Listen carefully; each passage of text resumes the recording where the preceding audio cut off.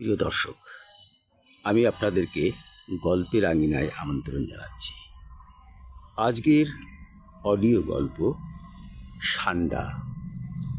রচনা ও উপস্থাপনা রবীন্দ্রনাথ ব্যানার্জি। তাহলে শুরু করছি গল্প সান্ডা। এক বনে বিশাল আকৃতির একটি ড্রাগন ছিল। তার যেমন ছিল বৃহৎ আকৃতির শরীর, তেমনি ছিল গায়ে প্রচণ্ড জোর। ওই বনে ড্রাগনটি তার হৃষ্টপুষ্ট বৃহৎ আকৃতির দেহ নিয়ে দাপিয়ে বেড়াত। সে সামনে যা পেত তাই ধরে ধরে খেত। মানুষ, গরু, ছাগল, ভেড়া, মোষ কিছুই বাদ দিত না। তার শক্তি ও হিংস্রতা দেখে বনের অন্যান্য প্রাণীরা ভয়ে তটস্থ হয়ে থাকত। নিরীহ প্রাণীরা আতঙ্কিত হয়ে অতি সন্তর্পণে গা বাঁচিয়ে চলত।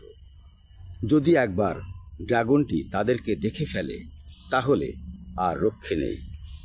শুধু নিরীহ প্রাণী কেন, বনের অন্যান্য হিংস্র প্রাণীরাও পর্যন্ত গা বাঁচিয়ে চলত।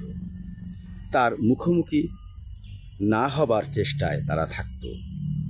যদি দৈবাৎ কখনো ড্রাগনটির সাথে বাঘ বা হায়না বা গন্ডার বা অন্য কোনো সরীসৃপ জাতীয় প্রাণীর মুখোমুখি হয়ে যেত, তাহলে নিঃশব্দে মাথা নিচু করে তারা অন্যদিকে চলে যেত।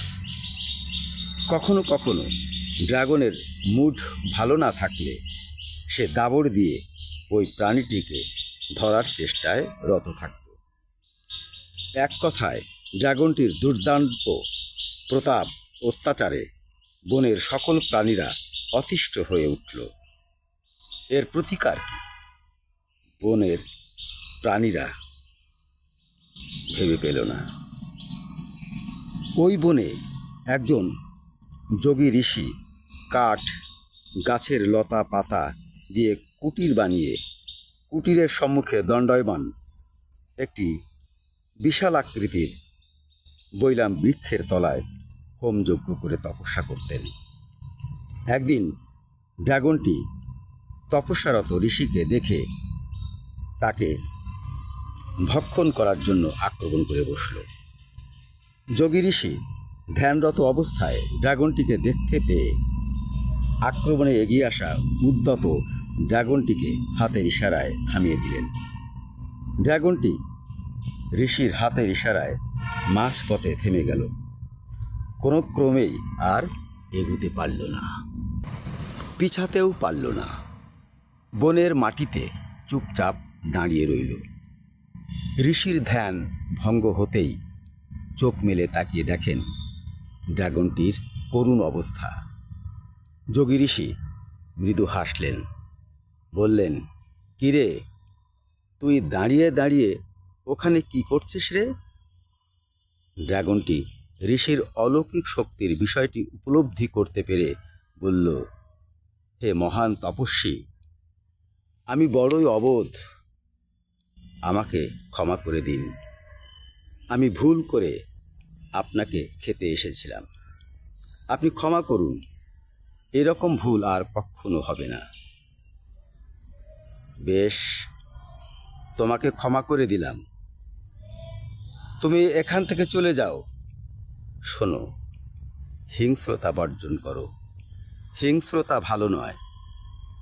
ড্রাগনটি মাথা নুয়ে কুর্নিশ করে আপন গন্তব্যে ফিরে গেল।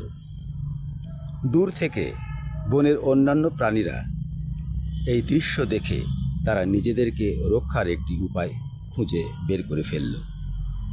তারা নিজেদের মধ্যে সলা পরামর্শ করে যোগী ঋষির কাছে এসে বলল, হে মহান ঋষি, আজ আপনি ওই দানব ড্রাগনটি থেকে নিজেকে রক্ষা করেছেন। ড্রাগনটিকে আপনি শান্ত করে দিয়েছেন, আপনি আমাদেরকেও বাঁচান। ওই ড্রাগনটি থেকে আমাদেরকেও রক্ষা করুন। যোগী ঋষি বললেন, ঠিক আছে, কোনো ব্যাপার নয়, আমি ওই ড্রাগনকে বলে দেব, সে তোমাদেরকে কোনো ক্ষতি করবে না। তোমরা নির্ভয়ে যেতে পারো। পরদিন যোগী ঋষি ড্রাগনটিকে ডেকে বললেন, শোনো ড্রাগন, তুমি আর বনের প্রাণীদেরকে অযথা হত্যা করে খেও না। এভাবে তুমি যদি খেয়ে খেয়ে বন্যপ্রাণী নিঃশেষ করে দাও, তাহলে বনের জীববৈচিত্র্য নষ্ট হয়ে যাবে। তুমি এভাবে আর হত্যা করে খেও না, হিংস্রতা ত্যাগ করো।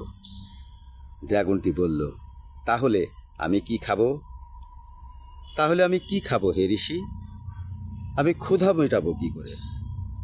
যোগী ঋষি বললেন, অহিংস উপায়ে বেঁচে থাকা যায় না? মাংসাশী না হয়ে তৃণভোজী হয়ে বাঁচা যায় না? তৃণ খাও, লতা পাতা খাও, জল খাও, বাতাস খাও, সব কিছু খাও, কোনো অসুবিধে নেই। হে মহান ঋষি, আপনি তো আপনার মতো করেই সব কিছু বলছেন, কিন্তু এটা হয় কি করে? এটা তো হয় না।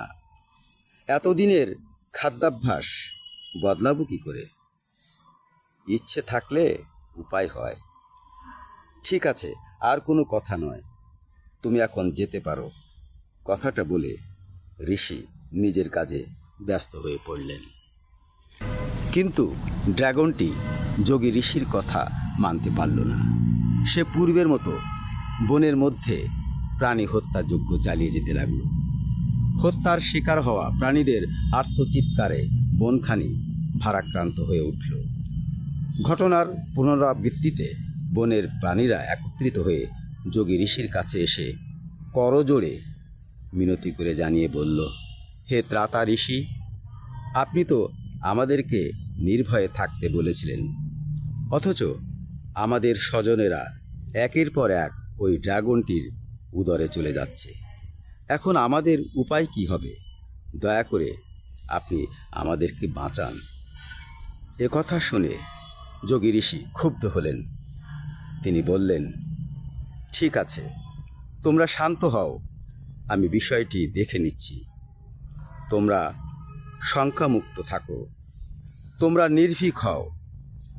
যোগী ঋষি আবার ড্রাগনটিকে ডেকে বললেন, হে ড্রাগন, তুমি আমার কথার অবাধ্য হয়েছ। তোমাকে আমি আর রক্ষা করতে পারবো না। তোমাকে দণ্ড ভোগ করতে হবে। না আমি তোমাকে প্রাণে মারব, না আমি তোমাকে অতিশয় কষ্ট দেব। আজ থেকে আমি তোমার খাদ্যাভ্যাস বদলে দেব। আজ থেকে তুমি আর ড্রাগন হয়ে বেঁচে থাকতে পারবে না। আজ থেকে তুমি ষান্ডা হয়ে যাবে। কথাটা বলে যোগী ঋষি কিছুক্ষণ চোখ বন্ধ করে তারপর চোখ খুলে বললেন, তুমি ষান্ডা হয়ে যাও। ঋষির বাক্য ড্রাগনটির কানে পৌঁছানো মাত্রই বৃহদাকৃতির ড্রাগনটি ক্ষুদ্র এক ষান্ডায় পরিণত হয়ে গেল।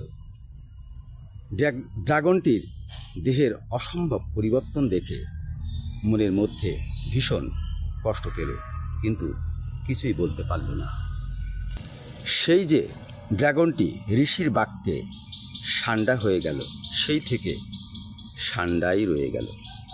তৃণলতা পাতা বাতাস খেয়ে জীবন ধারণ করতে লাগলো। প্রজন্মের পর প্রজন্ম তাদের পরিবর্তিত দেহ নিয়ে তারা বেঁচে থাকলো। প্রজন্মের পর প্রজন্ম তাদের পরিবর্তিত খাদ্যাভ্যাস রয়ে গেল এবং এভাবেই তারা বছরের পর বছর জীবন ধারণ করে বেঁচে থাকলো। আর সে কারণে পৃথিবীতে কোথাও এখন আর ড্রাগন দেখা যায় না। শুধু রূপকথার গল্পে ওই ড্রাগনের কথা শোনা যায়। ধন্যবাদ বন্ধুরা।